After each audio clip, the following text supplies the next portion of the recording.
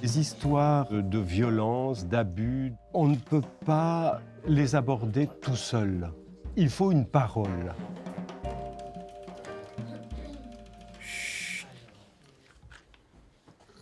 Tout le monde est prêt? Philippe Lefebvre, ancien élève de l'École normale supérieure, vous êtes titulaire de l'agrégation de lettres classiques, puis vous vous lancez dans la théologie et entre les deux, vous rentrez chez les Dominicains en 1991, je crois. Vous avez enseigné dans différents séminaires et en 2005, vous êtes nommé professeur en Ancien Testament à l'Université de Fribourg, dans laquelle vous enseignez toujours. Vous êtes membre de l'école biblique de Jérusalem. Vous avez aussi été nommé par le pape en 2021 membre de la commission biblique pontificale pour un mandat de 5 ans. Intéressant, je suppose. Oui, très intéressant. On dit que vous êtes donc bibliste. Ça peut faire peur parfois, voire repousser. Et pourtant, vous dites volontiers vous-même que la Bible mérite d'être lue et entendue bien au-delà des cercles croyants. En plus de nombreux articles, vous avez écrit des livres parus tous aux éditions du Cerf. Un homme, une femme et Dieu, écrit avec Viviane de Montalembert. Propos intempestifs de la Bible sur la famille. Là, la famille prend cher, si j'ose dire, mais c'est intéressant. Brève rencontre. Il s'agit ici de personnages de la Bible dont on pourrait croire qu'ils sont sans importance, et pourtant, on va s'en tenir là. Alors, je vais vous faire un aveu.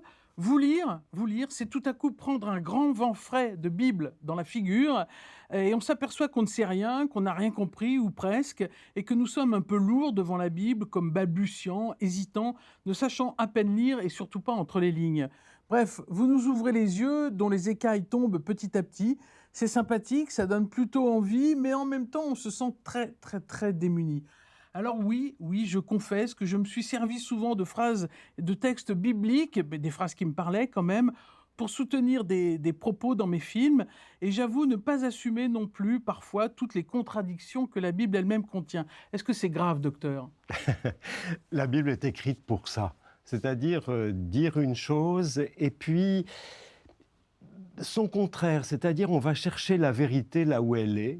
Il y a par exemple dans le livre des Proverbes, on dit réponds à l'imbécile selon son imbécilité. Comme ça, peut-être il en prendra conscience. Et proverbe suivant, ne réponds jamais à l'imbécile selon son imbécilité, parce qu'il va se croire quelqu'un si tu lui réponds. Donc, qu'est-ce qu'on fait, chef? On fait une chose et quelquefois une autre dans un autre contexte. Et ça ne veut pas dire qu'on peut faire tout et n'importe quoi. Ça veut dire qu'on s'adapte au terrain et qu'on essaie de faire passer la vérité là où elle peut. Jésus, on le prend comme aujourd'hui le ciment des familles. Ce que Jésus dit sur la famille, c'est il faut la quitter. Alors qu'est-ce qu'on fait? Ça ne veut pas dire qu'il crache sur la famille et la détruit, ça ne veut pas dire non plus qu'il en fait une promotion indue, toujours et partout, dans toutes les circonstances. Voilà, donc on va s'adapter, on va regarder, on va penser avec Dieu, avec sa parole, et puis on va voir que oui, il faut répondre oui ou non, mais ça se modèle à chaque fois. Il y a des oui qui veulent dire beaucoup plus que ça et des non aussi. Alors vous-même, avant de rentrer dans les subtilités de la Bible, puisque c'est votre métier, et je dirais même que c'est votre passion, comment vous êtes tombé dedans, si j'ose dire? Qu'est-ce qui vous a attiré dans ce livre? Alors, j'ai découvert la Bible pendant mes études de lettres. Je l'avais découverte un peu avant parce que j'étais un catholique qui allait à la messe, qui était interpellé par la parole biblique et je dirais par justement son impertinence, le fait qu'on ne puisse pas en tirer quelque chose de définitif au sens, oui, la Bible dit ça, donc on fait ça. C'est plus complexe que ça. Et donc, pendant mes études de lettres, j'ai commencé à étudier la Bible à la Sorbonne. J'ai fait un master, comme on dit aujourd'hui, puis une thèse sur la Septante, c'est-à-dire la traduction en grec qui a été commencée au IIIe siècle avant notre ère de la Bible hébraïque. Donc c'est très important et ça m'a beaucoup intéressé de voir que la Bible, déjà avant notre ère, on la traduit, c'est-à-dire elle est toujours en lien avec. Et c'est ça qui m'intéresse dans la Bible. On l'interprète toujours. on l'interprète toujours. Pour la traduire, il faut... C'est la... ouais, 3e siècle avant notre ère. On n'avait pas de grammaire, on n'avait pas de dictionnaire, et il y a des savants qui ont commencé à traduire en grec cette Bible hébraïque, et puis ça s'est poursuivi pendant quelques siècles. Et après, et ça aussi, ça m'a beaucoup interpellé dans la Bible, donc la traduction, mais aussi l'Ancien et le Nouveau Testament. C'est-à-dire, la Bible est toujours en écho, en dialogue. Traduction, qui est le dialogue avec le texte original, ancien et nouveau, qui dialoguent ensemble continuellement. Et la Bible s'adresse à des peuples, à des littératures. Elle est elle-même en écho aux vieilles littératures du Moyen-Orient, à la Grèce, la littérature grecque. Il y a pas mal d'échos dans la Bible. Donc, elle-même, la Bible est en dialogue avec les cultures ambiantes. Et je me suis dit, je vais m'intéresser à la Bible, je vais dédier ma vie à la Bible, même avant de penser être religieux, dominicain. Ce livre en dialogue avec m'a séduit. Alors, vous dites justement, c'est dans ce livre sur les propos intempestifs de la Bible sur la famille, vous écrivez « La Bible ne cesse de penser, de remettre en chantier ce qui paraissait acquis ». Mais alors, c'est la Bible qui pense ou c'est nous qui pensons avec la Bible ? Je pense qu'il y a les deux choses, c'est-à-dire nous posons des questions à la Bible sur la famille, par exemple, on n'en finit jamais de l'interroger. Ça veut dire quoi exactement? Par exemple, dans la Bible, il n'y a pas de mot pour dire famille. On dit la maison. Joseph, dans le Nouveau Testament, avec Marie, on dit qu'il était de la maison de David. C'est 1000 ans avant lui. Donc la famille, c'est pas exactement nos concepts aujourd'hui. Donc on interroge la Bible sur toutes sortes de questions et elle répond à sa manière, mais elle-même nous interroge aussi et peut-être transforme nos questions ou les pose autrement. Un peu comme aujourd'hui on a cette expérience avec d'autres cultures. Moi je dis les choses comme ça, mais toi, venu d'un autre lieu, tu mets en lumière des choses, des aspects que je n'avais pas vus, pas pris en compte. Voilà, et c'est ça notre dialogue, le nôtre, celui d'autres cultures, avec la Bible. Et elle est, je dirais, faite pour ça. Elle est quand même écrite sur 1000 ans. Donc elle a traversé des époques, des lieux très différents, des cultures différentes. Donc elle sait dialoguer, discuter, tout en disant ce qu'elle a à nous dire.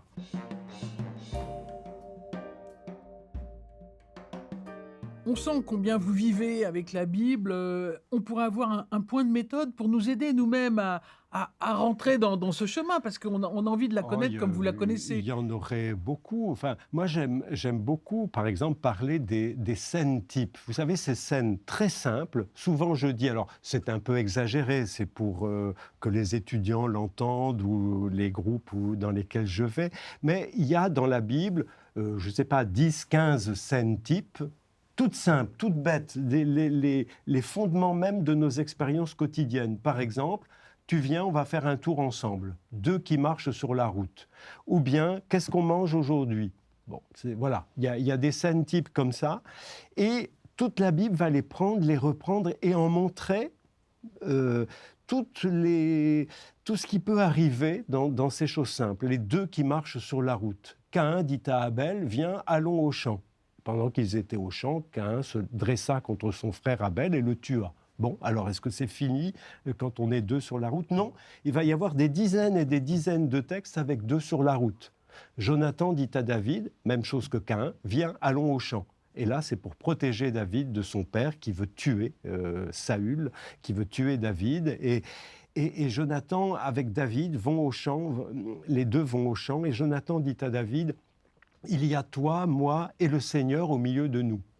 C'est déjà les 2 marcheurs d'Emmaüs qui marchent ensemble en parlant, et un 3e les rejoint, et on s'aperçoit à la fin, tiens, c'était le Seigneur. Donc, vous voyez, il y a, je ne sais pas combien de scènes, des 2 qui marchent sur la route, il y en a beaucoup. C'est exploré de tous les côtés. Ça peut être dangereux ou pas.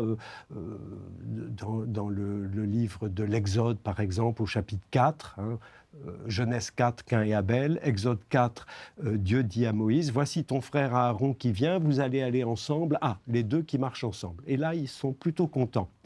et etc. Donc il y en a beaucoup. Donc la Bible, c'est plutôt simple. Moi, je plaide beaucoup là-dessus. On s'en fait une montagne et bon, on comprend d'une certaine manière, mais il y a aussi beaucoup de choses très simples et ce mouvement d'exploration des situations simples de nos vies.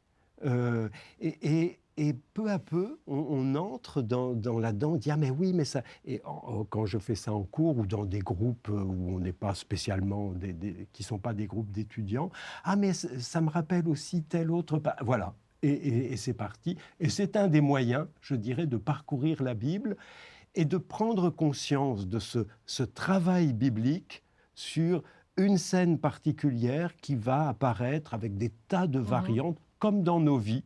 Alors, dans ce livre aussi, sur, un homme et une femme et Dieu, ce qui m'a frappé, vous évoquez justement que Dieu, dans un des récits de la Genèse, on parle déjà de mâle et femelle. Oui, Et dans l'autre récit de la Genèse, on est passé à l'homme et à la femme. oui, En fait, c'est compliqué de devenir un homme et une femme. exactement. C'est tout un cheminement. Et c'est pour ça qu'il faut vraiment traduire comme le texte est. C'est-à-dire dans le chapitre 1 de la Genèse, Dieu crée les humains, donc à la fin de sa semaine de création, juste avant le Shabbat, et mâle et femelle, il les créa. Mmh. Dans le chapitre suivant, l'homme est au jardin et puis un jour Dieu va bâtir une femme. Il faut vraiment entendre les mots. Si l'homme est façonné, la femme est bâtie d'une de ses côtes. Bon. Et le mot femme apparaît d'abord, femme, isha, et puis le mot ish, homme. Et isha, c'est pas vraiment un féminin de ish, pour des raisons qu'il faudrait expliquer longuement. Mais voilà, en tout cas, ce qui est important de retenir, c'est que on passe de mâle et femelle, il les créa, à femme, puis homme, qui deviennent ce qu'ils sont dans la rencontre, Dieu étant présent et la rencontre de lui avec elle. Et ça veut dire, il y a un devenir. La Bible, c'est pas, on dit quelquefois, hommes et femmes, il les créa. Non, l'ordre de la création, c'est mâle et femelle.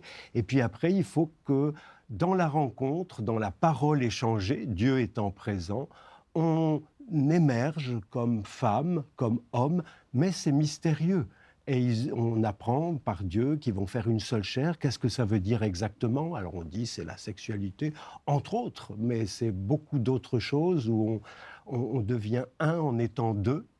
Le verbe, je signale encore ça, le verbe pour dire l'homme s'attachera à sa femme. En hébreu, c'est davak, c'est se collera à sa femme. Alors on dit, bah, tiens, on a peur là. Mais dans un livre qui suit, le Deutéronome, davak, c'est le terme pour exprimer notre union de chacun avec Dieu. Il faut se coller à Dieu, ou il faut qu'il se colle à toi. Donc, Mmh. on est entraîné tout de suite. Ce sont des mystères qui s'ouvrent, des voies à explorer, des vies à vivre. Qu'est-ce que ça va donner? Et ça donne 1000 histoires bibliques où on devient homme et femme de toutes sortes de façons possibles. Vous écrivez: «L'identité sexuelle ne peut se penser sans Dieu». Mhm.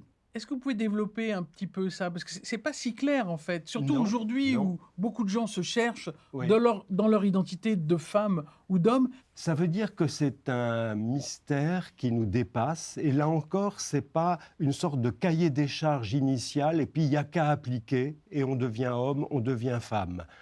C'est beaucoup plus mystérieux. Ça se Mmh. passe dans la rencontre entre lui et elle, entre elle et lui, entre Dieu et chacun d'entre eux. Donc il y a tout un courant de paroles, de découvertes réciproques.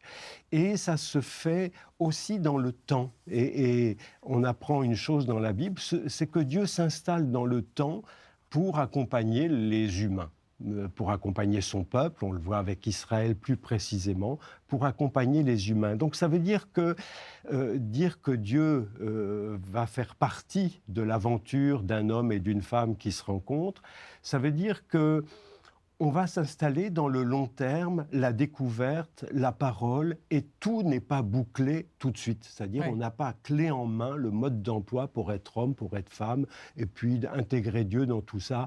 C'est quelque chose de beaucoup plus riche, de beaucoup plus intéressant, de beaucoup plus mystérieux aussi. il y a aussi l'attitude de Jésus, qui lui-même, dénonce aussi l'attitude de certains docteurs, quoi, qui, empêchent, j'allais dire, la parole, de passer. Vous faites allusion dans le chapitre 11 chez Luc: «Quel malheur pour vous, docteurs de la loi, parce que vous avez enlevé la clé de la connaissance». C'est brutal quand même. «Vous-même, vous n'êtes pas entrés et ceux qui voulaient entrer, vous les avez empêchés». Oui.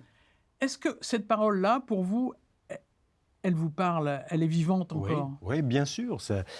Bien sûr, il n'y a pas que ça, mais on trouve ça aussi. Des gens qui, en effet, vous donnent la vérité, si vous voulez, mais peut-être il n'y a pas la vie qui va avec. C'est-à-dire, oui, oui, ils disent exactement les paroles qu'on attend. Et est-ce que c'est au nom de l'amour du prochain ou c'est pour se mettre en règle et mettre les autres en règle avec eux? Et ça, c'est très différent. Et quand c'est juste mettre en règle et dire les mots que tout le monde attend, alors là, on est plutôt en train de fermer la porte de la vérité, qui n'est pas une mise aux normes, mais qui est l'ouverture à un être personnel qu'on appelle Dieu. Et ça, quelquefois, il y a une certaine manière de professer des vérités incontestables dans nos milieux, mais il manque juste, si j'ose dire, la vie qui va avec, Mmh. c'est-à-dire l'ouverture à Dieu qui va permettre la transfiguration, pas seulement d'être aux normes et d'avoir raison, mais d'être transfiguré par l'approche de Dieu. Vous parlez des abus de pouvoir des apôtres aussi. Oui. Alors, est-ce que vous pouvez en donner quelques exemples, pour que Oui, ça nous dans, éclaire? dans Matthieu, il y en a, par exemple, les parents qui viennent apporter leurs gamins pour que Jésus les bénisse. Et les apôtres, ah non, non, non.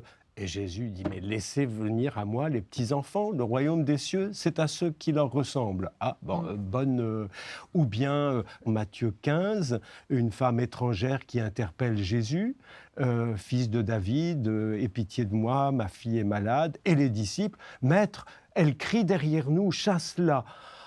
Euh, on a envie de dire, les pauvres chéris, il y a une dame qui crie. Vous voyez, donc, et ça fait partie de l'éducation des disciples, justement, de prendre conscience qu'il ne faut pas mettre des barrières tout de suite ou pas se retrouver dans le confort de l'entre-soi. Oui, il y a une païenne qui vient interpeller Jésus, et Jésus ne dit pas à la dame, la cananéenne, « Oh mais viens, excuse... » Non, non, une femme qui l'interpelle, ouais, il la laisse venir, il a compris qu'elle allait faire son chemin au milieu des disciples et qu'elle allait lui parler. Et vous voyez, donc c'est toutes ces scènes qu'il faudrait... et c'est pas difficile à comprendre. On peut même les jouer. Il y a un moment, quand on faisait des retraites, on jouait des scènes bibliques. Et mettre en scène une scène de la Bible, des évangiles par exemple, ça fait comprendre les choses. Mais est-ce que justement tous ces groupes déjà constitués, qui ont une certaine autorité, à commencer par les apôtres au départ, et aujourd'hui nous-mêmes, notre Église, avec la succession apostolique, la fameuse succession apostolique, est-ce que toute institution ne génère pas systématiquement justement un rejet ou une forme d'abus, quoi? Oui, c'est pour ça, je trouve que c'est bien de relire la Bible, de relire les évangiles, en particulier Jésus avec ses disciples. Quand Jésus dit à Pierre, qui va être quand même dans le même moment, c'est le chapitre 16 hein, de l'évangile de Matthieu, au même moment où Jésus dit à Pierre, tu es heureux es-tu Pierre, parce que ce n'est pas la chair et le sang qui t'ont inspiré cela, et cela c'est Pierre a reconnu Jésus comme Messie et Fils de Dieu, mais c'est une révélation venue du Père qui t'a montré, qui t'a fourni les mots pour le dire. Et juste après, Jésus explique que justement comme Messie et Fils du Père, il faut qu'il aille à Jérusalem pour y souffrir et y mourir. Et aussitôt, Pierre lui barre le chemin. Ah, on retrouve l'humanité. Ah non, non, j'ai des meilleures idées que Jésus sur ce que Jésus doit faire. Non, non, tu vas pas aller, on va aller ensemble ailleurs. Et ça va bien se passer. Et Jésus se tourne et lui dit, passe derrière moi, Satan. Tiens, on peut se permettre des mots un peu forts. Vous voyez, si on imite Jésus-Christ, ce que proposent sans cesse les épîtres de Paul, c'est un mot qu'on pourrait dire quelquefois à certains nobles seigneurs de l'Église. Passe derrière moi, Satan, parce que tes pensées ne sont pas mes pensées. Et Pierre va se remettre derrière Jésus, et le chapitre suivant, Jésus emmène Pierre et 2 disciples seulement, et il est transfiguré devant eux. Donc, passe derrière moi, va dans mon dos et suis, sans tout de suite vouloir avoir raison. Et tu vas voir, ça va te mener quelque part, ça va te mener au visage resplendissant du Fils de Dieu. Donc c'est pas mal. Donc il y a un temps pour tout. Suis le mouvement, on comprend que ça te choque un peu parfois, mais continue et tu vas voir, va jusqu'au bout avec lui, ça en vaut vraiment la peine.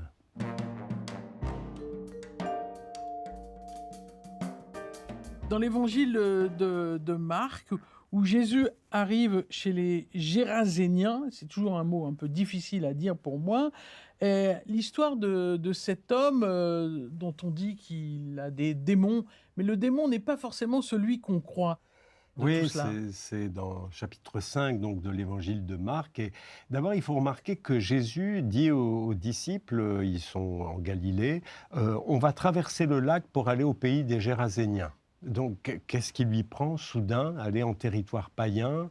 Et parce qu'il a compris quelque chose. Et ce qu'il a compris, ben, on va le voir en mise en scène de manière impressionnante. Il y a un type, donc chez les Géraséniens, c'est Djerash aujourd'hui, hein, cette ville, en Jordanie. Et il y a un type qui vit dans des tombeaux, qui se taillade, qui crie, qui hurle, on l'attache, il se détache, et on dit il est possédé. Et puis les Géraséniens autour font le commerce des porcs, ils ont des troupeaux, des gens qui les surveillent, et ça a l'air de bien marcher pour eux, hein. L'argent coule, et puis ils ont une vie assez agréable. Et Jésus, ils sentent que Jésus, il va mettre le trouble dans leur petit monde. Vous voyez, le petit monde où on a un qui a l'air complètement fou, c'est lui, c'est pas nous. On a le bouc émissaire. On a le bouc émissaire, c'est parfait. Et puis Jésus, intéressé par cet homme qui va venir à lui, alors on sent qu'il est possédé, parce que, comme souvent, hein, ça s'appelle, je crois, en psychologie, pour les enfants dans une famille, l'enfant symptôme. Et c'est pareil pour cet homme, cet homme qui a l'air possédé, qui vit dans des tombeaux, qui se taillade, qui crie. En fait, il est en lutte contre ce qui possède très calmement les Géraséniens. Les Géraséniens ont laissé, eux, cet esprit qui les possède possédés, cet si homme. j'ose dire. Ils se sont les possédés. Ils mènent une vie tranquille. Ils ne veulent aucune autre personne que dans leur petit monde. Ils gagnent de l'argent. La vie est belle et le cours du dollar monte. Donc c'est bon. Et Jésus, en voyant cet homme, il sait que cet homme, lui, est en lutte contre cet esprit ce goût du gain, Cette facilité, on pourrait dire. facilité. Et Jésus, il lui suffit d'une parole et l'homme est immédiatement guéri, comme on pourrait le dire, c'est-à-dire délivré. Et tout de suite, il comprend qui est Jésus, laisse-moi te suivre. Et Jésus lui dit non, non, va plutôt dans toute la région alentour. C'est le premier des disciples que Jésus envoie, c'est quand même pas rien. Ce qui est très intéressant aussi dans ce texte, c'est ce que focalise la présence de Jésus, quoi. C'est entre celui qui cherche à le suivre vraiment et les autres qui cherchent vraiment à lui échapper. Exactement. Quoi. D'ailleurs, les Géraséniens parlent comme les démons, et les démons disent tout de suite que Jésus, qu'il faut qu'il s'en aille, et les Géraséniens vont dire exactement la même chose. Donc, ils sont vraiment possédés. Et je pense qu'il y a beaucoup de pathologies dans notre monde qui sont en fait des réactions de personnes qui luttent contre ça parce qu'ils savent que la vie est plus grande, plus belle et qu'il y a autre chose à vivre que empiler de l'argent et se payer le dernier iPhone. Merci frère Philippe de nous ouvrir les yeux un petit peu sur la Bible qui, comme vous le dites, sans doute est est un livre auquel on peut accéder plus facilement, on Oui, le et il croit. y a toutes sortes de livres dans la Bible. Si vous aimez les romans feuilletons, il faut lire le livre de Tobie, une histoire de mariage qui va se faire ou pas se faire, et on est dans le suspense. Si vous aimez les livres d'aventure, il faut lire les livres de Samuel, etc., etc. Il y a pour tous les goûts. Pour les longues soirées d'hiver. Exactement. Merci.